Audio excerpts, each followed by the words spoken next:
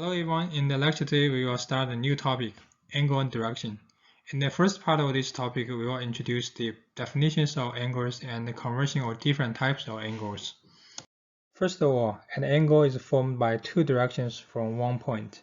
Assuming that we have one point O as an origin, and there are two directional lines, OA and OB, then an angle is formed as theta between OA and OB. In general, there are three units for angles. The first one is degree. It defines the whole revolution as 160 degrees. It also has the units of minutes and seconds. So 1 degree is 60 minutes, 1 minute is 60 seconds. The second type is a gradient, and one revolution is divided into 400 degrees. The last one is the radian. It defines one revolution as 2 pi. So 1 pi is equal to 180 degrees. The previous definition about an angle is actually along a two-dimensional plane. However, in this survey, we are talking about the measurement in 3D space. In that sense, we need to find a way to define angles in three-dimensional space. We know that the angle consists of a point and two lines. So first of all, we need to define the point in 3D coordinates. In general, considering the shape of the Earth, we will usually apply the geocentric system to define the point on the Earth. There are actually two common three-dimensional coordinate systems. The first one is called a rectangular system.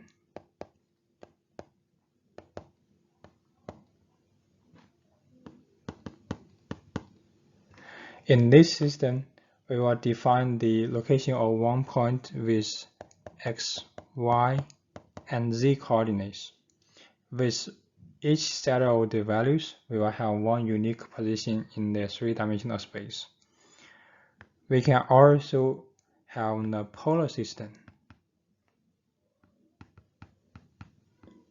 In this system, the location of one point is defined by the distance of the point to the origin and two angles, alpha and beta, which represent the horizontal angle and the vertical angle. The geocentric system will usually apply to the whole Earth, which will cover a very large region. However, if we only consider a small region on the Earth, then we can get a local coordinate system. We will assume that there isn't any curvature along the coordinate system. The ground of the Earth is flat. In that sense, we can have the local coordinate system with x, y, and z axes. With that one, we can identify the location of any points in 3D space. Also, we are able to define the angles for any two lines, including the horizontal and vertical angles. Now let's see how we can define points and angles in the local coordinate system. First, we assume that there are 2 points, and then we can try to identify the vertical distance or the elevation of these 2 points. For point A, we can first do a projection about the point to the xy plane, and the projected point would be A prime. In that sense, the distance from A to A prime would be the elevation of the point A, which is measured as h prime plus h double prime. And then for point P, similarly, we are trying to find out the projected point of the point P to the xy plane, and then the vertical distance will be P prime. That is h prime in this example. Then we can find out the vertical distance from point A and point P as AA prime minus PP prime, which would be h double prime. So that's the way for us to define the vertical distance between any 2 points in these local coordinates. And then let's see how we can identify the horizontal angle. First, let's see how to find out the horizontal angle of the line O to P. We will first do the projection about the line to the xy plane, which you will get a projected line as OP prime.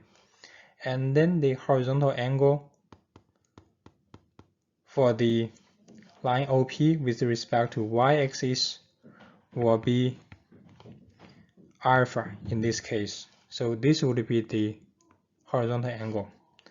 And similarly, we can identify the horizontal angle for the line A to P. So from A to P, we will also try to find out the projected line to the xy plane. In this case, that will be this dashed line in the xy plane. And then we will also try to find out the angle to the y-axis.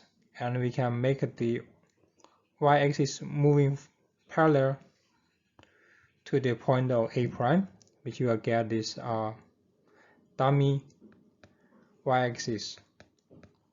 And the angle here, alpha prime, will be the horizontal angle of A to P.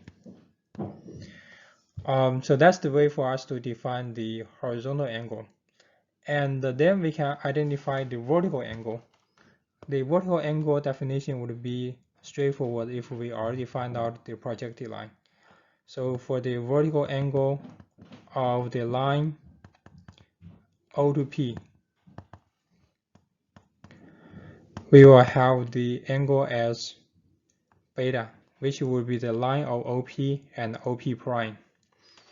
And similarly, we can try to identify the vertical angle from A to P.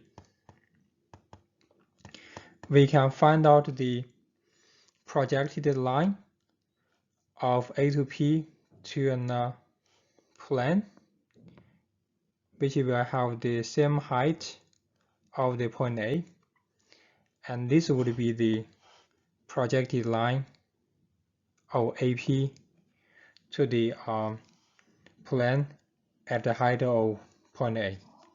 And then the angle between the projected line and the line of AP would be the vertical angle. That would be beta prime. The definitions of the horizontal angle and vertical angle are very important for us to identify the locations of any points in local coordinates. Now let's try to see more details about vertical angles. Basically, this type of angles measures the elevation from the horizontal line. The figure here will give us more detailed definition about the vertical angle, considering we are doing the measurement about the angle on the point A from the origin O, and we have the horizontal line. The line will cross point O. Then the angle between the line from O to A to the horizontal line is defined as the vertical angle, and it's positive. If it's positive, we say it's a plus vertical angle. If we have another line from O to A prime, and we find that the vertical angle is negative, then it's defined as the minus vertical angle. In addition, we already mentioned that there's an azimuth angle to represent the angle between the line and the zenith direction. So the zenith angle will usually be 90 degree minus vertical angle.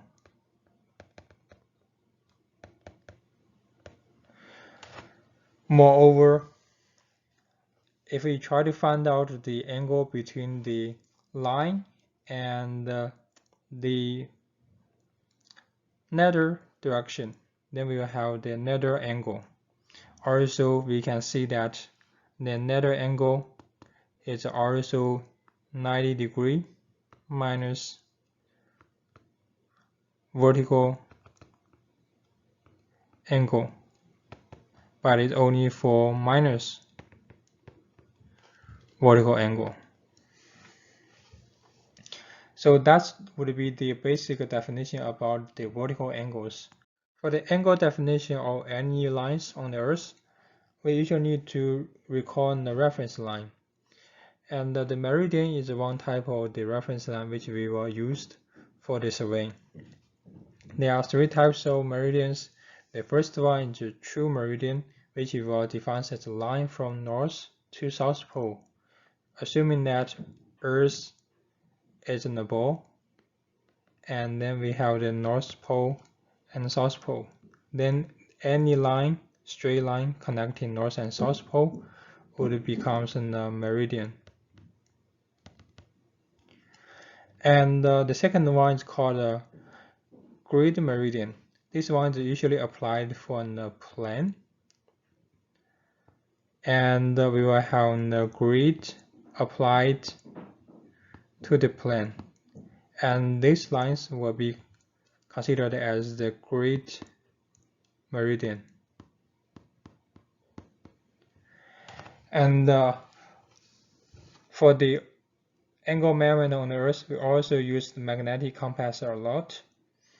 In that sense, we need to call the magnetic meridian. Now we know how to define angles.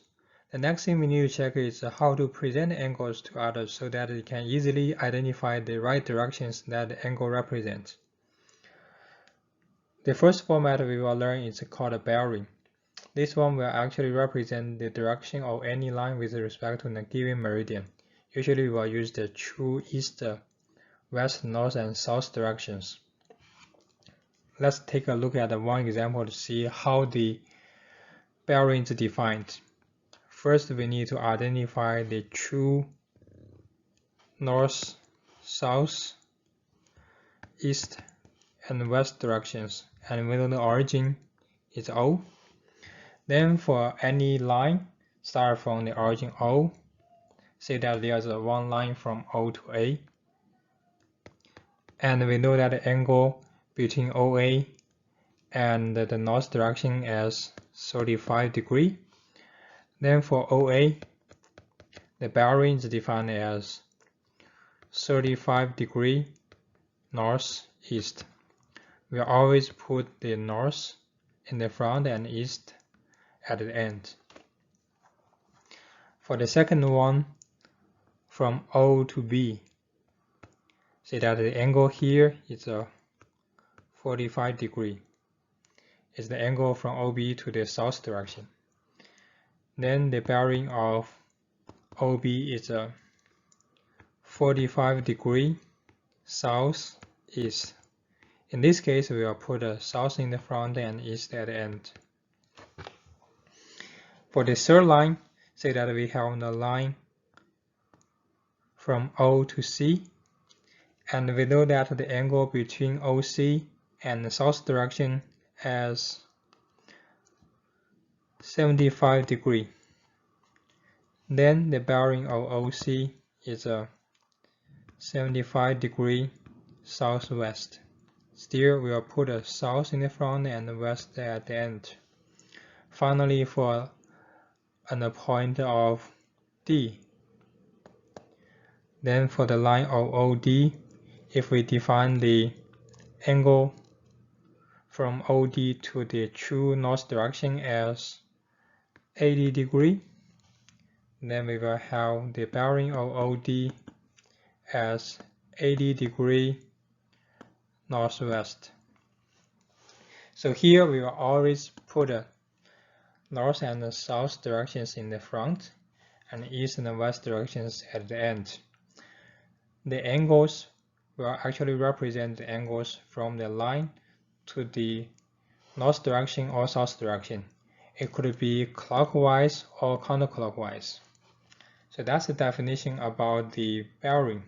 Now let's take a look at one example to see how we define the bearing of three lines in this example.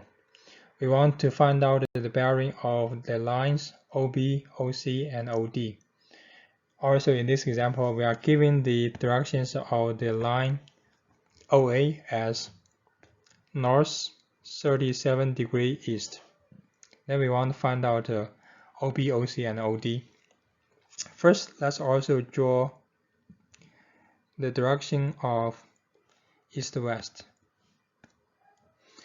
And then for the bearing of OB, we want to find out the angle between the line of OB and the south direction.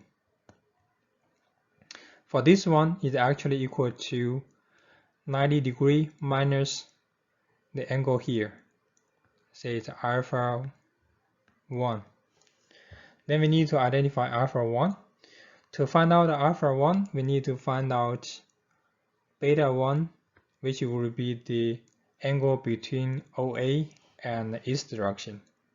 So we will have the beta 1 equal to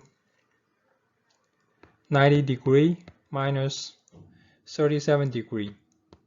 Here we know that the direction OA is 37 degree northeast, and 37 is actually the angle here, which will give you the angle as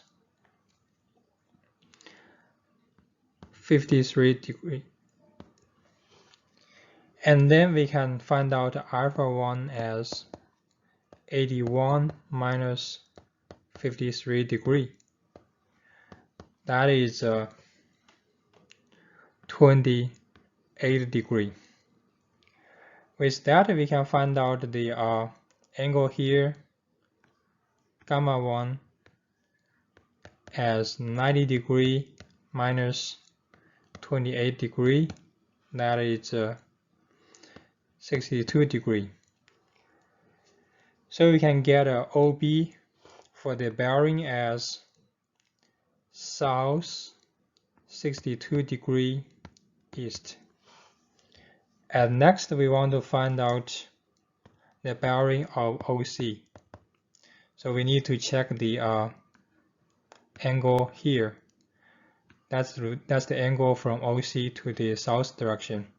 We say it's a gamma 2. And from this figure you can see that gamma 2 equal to 112 degree minus gamma 1. That is 50 degree. So for the bearing of OC, it's south 50 degree west. Finally, we need to identify the bearing of the line OD, which means we need to find out gamma 3 here.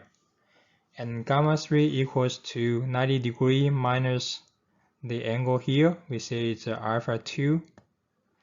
And alpha 2 equal to 110 degree minus beta 2. So we will have beta 2 first.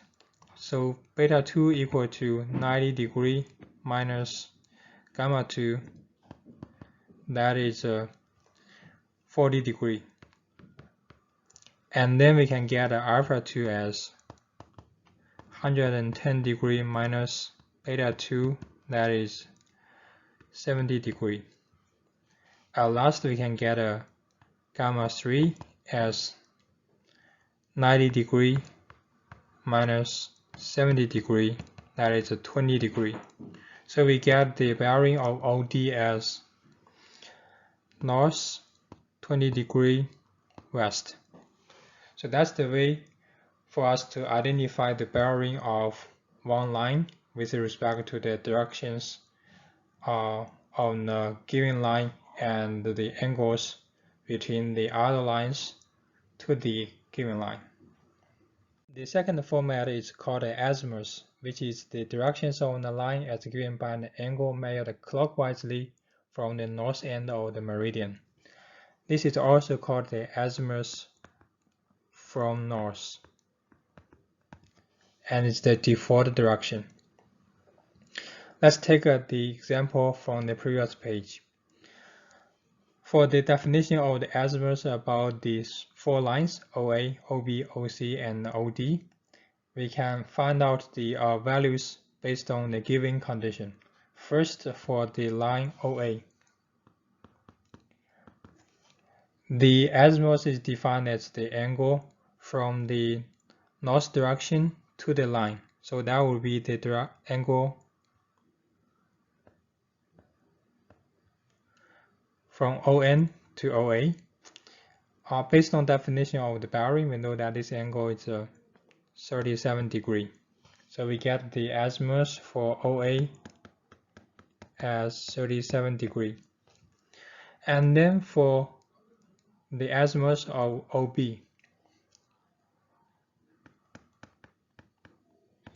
they actually equals to the angle from the north direction to the line OB, which will be 37 degrees plus 81 degrees. That is 178 degrees. And we can also find out the azimuth of the line OC, which will be the clockwise angle from north direction to the line. With that, we get the azimuth of OC as 118 degrees plus 112 degrees.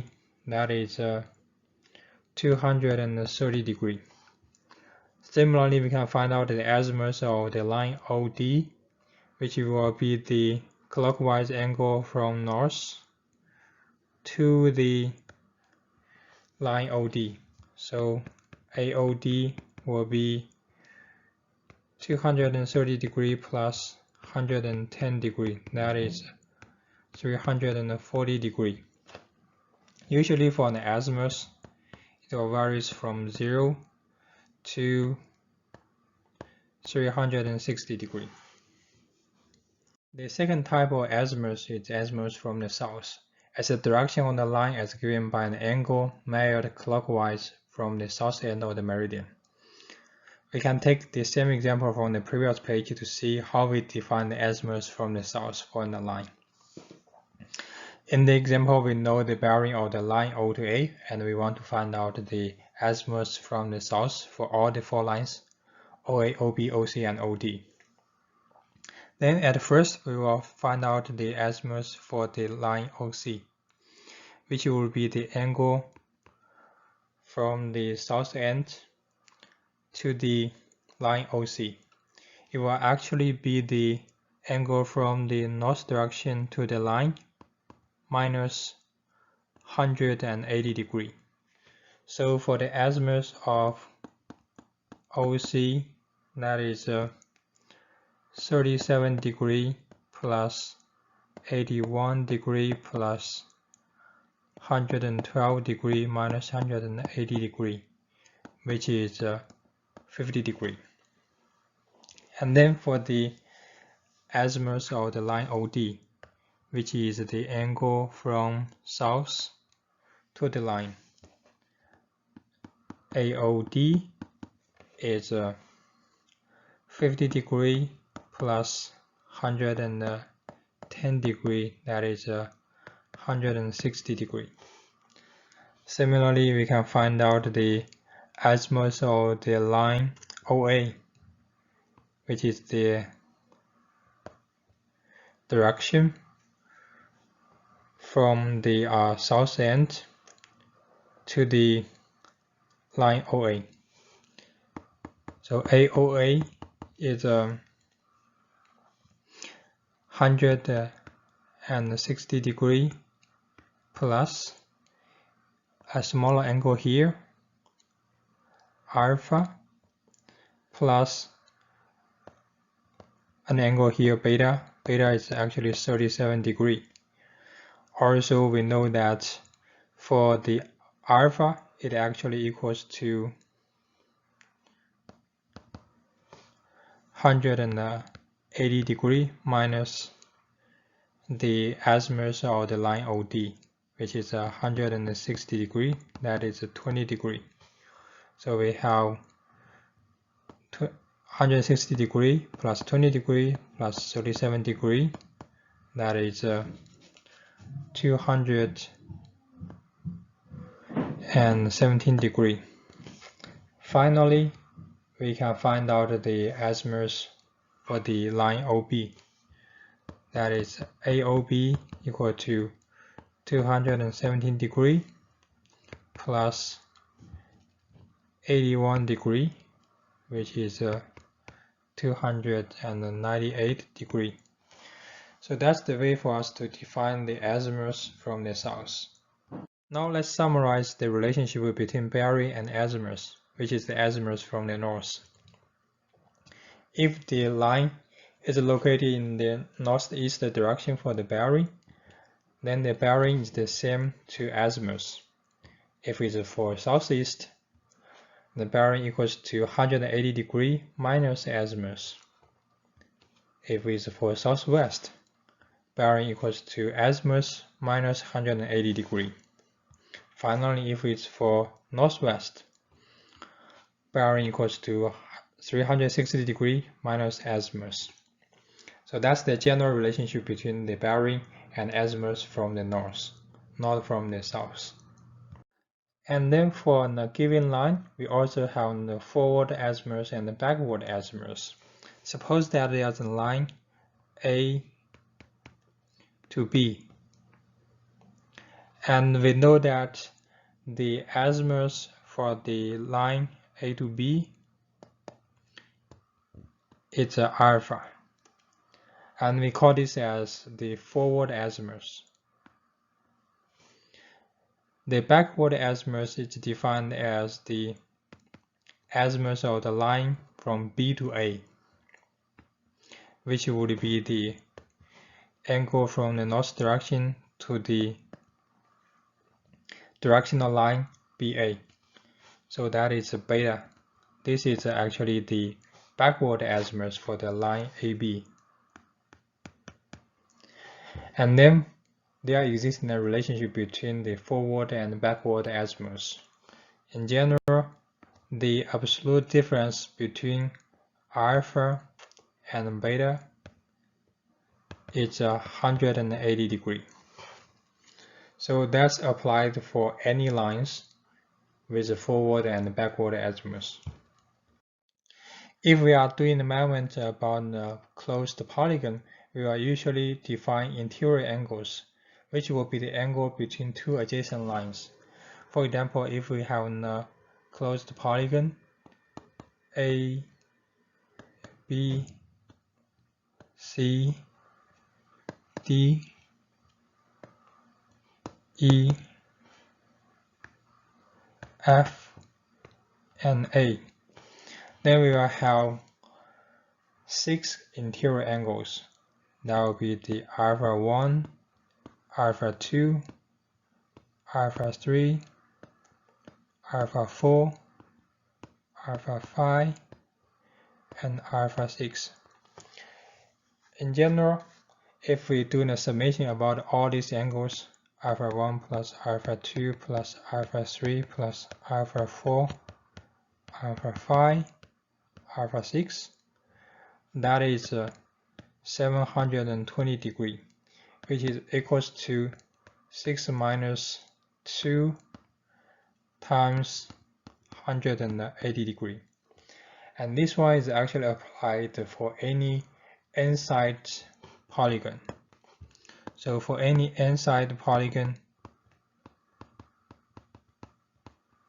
we have the summation about all the interior angles equals to m minus 2 times 180 degrees. This is always true for polygon. If we are talking about some consecutive lines, then we can define deflection angles based on their directions. The deflection angle is actually the angle between the line and the prolongation of the preceding line. In the figure here, we can identify the deflection angle of line AB and BC based on the prolongation of the line AB, and we find out the angle between BC and the prolongation of AB as alpha 1, as BC is on the right of the extension of AB. So we say it's alpha 1 R. Similarly, for the line BC and CD, the deflection angle is measured based on the extension of the line BC and the line CD. Say the angle is alpha 2, as the line CD is on the left of the extension. That will be alpha 2L. We can also find out the relationship between Azmurs bearing and the deflection angle. For example, if we are given the bearing of the line AB and the values of alpha 1 and alpha 2, for AB, the bearing is north 80 degree east, and we know alpha 1 is 28 degree, and alpha 2 is 39 degree. Then we want to find out the azimut of BC and CD. For azimut,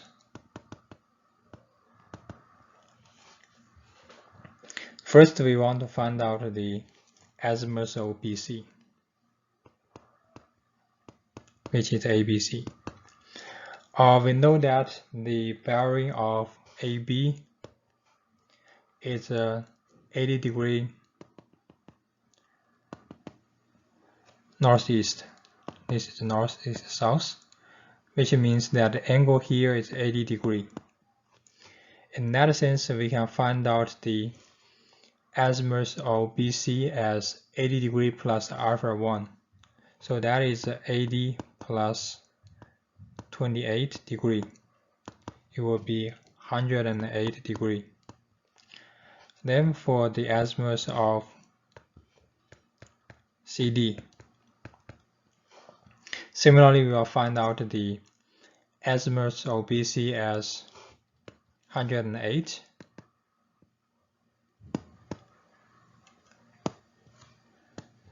and we know that this angle is 108 degree, which will give us the azimut of CD as 108 minus alpha 2. That is 108 minus 39, which will give you the value as 69 degree. So usually for the conversion of deflection angle with the azimut, if we have the right sign for the deflection, it will plus the value to the azimut. If we have left sign there, it will subtract the value from the azimut. We can also go to find out the bearing of the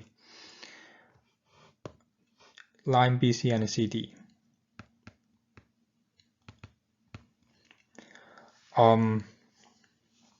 For the bearing of BC, we need to call our relationship about the azimut and bearing. For BC, that would be the south 72 degree east. Here 72 degree comes from 180 minus 108 degree. And similarly for the bearing of CD, which will be just the value of the azimut, that is north 69 degree east. The value here is the same to the azimut. So that's the way for us to check how deflection angles is applied to estimate the azimut and bearing. The last format we will learn is the angles to the right, which is just the clockwise angle from the preceding line to the following line. Take the same example in the previous page. We can see that the angle to the right for the line AB and BC will be the angle here. And for BC to CD, the angle to the right will be this one. From the previous example, we know that the deflection angle here is alpha 1 R, and here it's alpha 2 L. Alpha 1 equal to 28 degree and alpha 2 equal to 39 degree. Then we can find out the angle to the right. For ABC, it's a 180 degree plus alpha 1. That is 208 degree. And for the angle to the right for the line BC and CD, the value is 180 minus alpha 2, that is 141 degree. So here the plus sign comes from right and negative sign comes from L. So that's all about the lecture today. Thank you very much for your attention. In the next lecture, we will try to finish all the rest contents in angles and direction measurements.